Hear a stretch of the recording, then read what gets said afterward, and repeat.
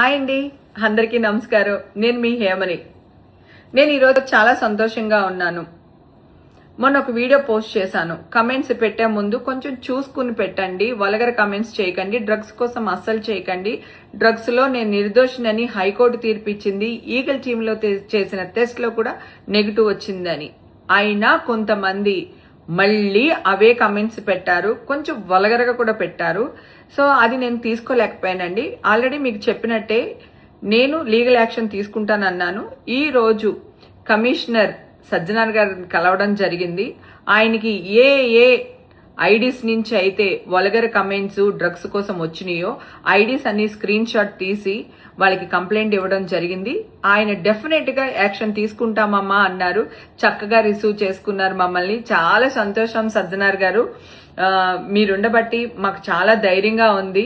Thank you so much for your support sir. Jai Hind sir.